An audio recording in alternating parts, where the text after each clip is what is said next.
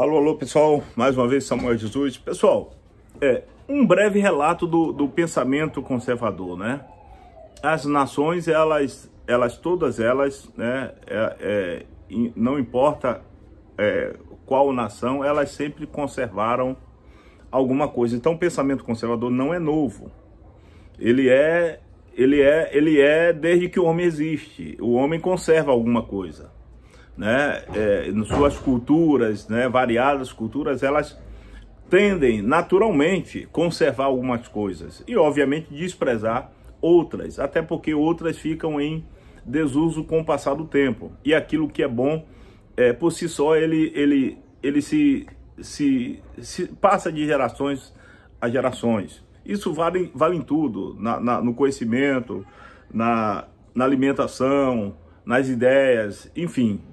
E o pensamento conservador existe e foi se consolidando.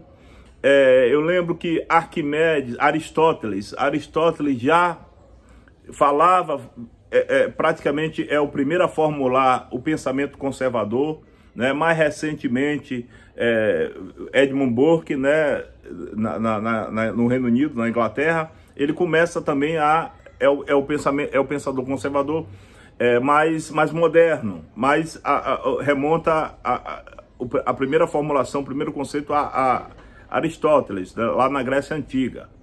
E esse pensamento conservador ele veio consolidando, claro, obviamente com os valores cristãos, com a filosofia de Jesus Cristo, né, e ali no início do século, do primeiro milênio, e ali ele vai consolidando algumas máximas, né, alguns axiomas, né, para a sociedade viver em harmonia, de um modo tranquilo, pacífico e respeitoso.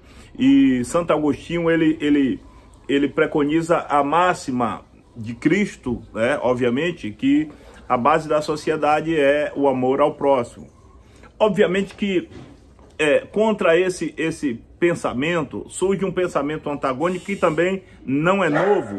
Ele não é novo e ele remonta a Lúcifer. Por que ele remonta a Lúcifer? Porque foi o Saul Alinsky, um pensador moderno, um ideólogo de esquerda moderno, portanto, que faz referência a Lúcifer como o primeiro revolucionário da história. Por quê? Porque Lúcifer se rebelou contra Deus. Então, o Saul Alinsky, ele é um satanista, ele é um dos ideólogos da esquerda, então ele também vai adaptando e atualizando o pensamento de esquerda, o pensamento revolucionário. Então,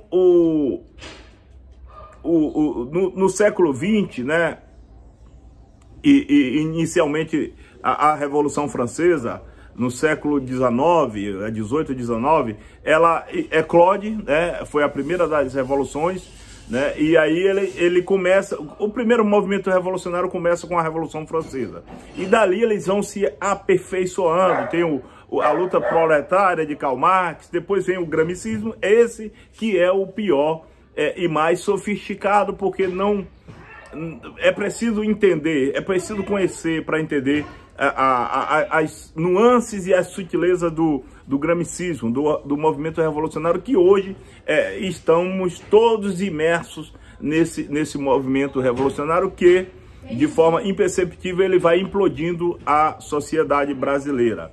Então, o pensamento revolucionário, ele é tão velho quanto o pensamento conservador, e ambos eles vão se moldando e vão se adaptando a fim de criar rupturas no tecido social. Então, portanto, como Sun Tzu, o maior estrategista, ele diz, é importante conhecer o inimigo, e aí nós precisamos, não se adquire conhecimento sem a leitura de bons livros. Nós precisamos saber quem somos, como disse Sócrates, nós tu ipsum, conhece-te a ti mesmo. Nós somos cristãos, né? Quem se intitula cristão, devemos conhecer a fundo o cristianismo. E aí, quanto àqueles que chegam e falam, mas Samuel, isso aqui já foi modificado várias vezes. Eu sei, eu estudo isso. eu estudo isso, mas nenhuma modificação ela pôde modificar aquilo que o Espírito de Deus determina, porque além disso aqui, além da palavra escrita, além da ortodoxia promulgada e reiterada por vários concílios, existe o Espírito que guia. Não há relação com Deus sem o Espírito de Deus. É isso que a gente precisa entender. Porém, há também o espírito do engano, como a própria Bíblia relata. Então, é preciso conhecer buscar esse conhecimento, tanto o conhecimento do que nós somos, de onde viemos, para onde iremos, o que somos e para onde iremos, assim como conhecer o pensamento revolucionário, que é o grande nosso inimigo. E esse inimigo, ele usa exatamente daquilo que todos nós ansiamos, que é os bens materiais. Veja o que está acontecendo com o embaixador chinês, o que ele está fazendo com os brasileiros. Os caras estão se vendendo simplesmente pelo vil metal, não é por valores.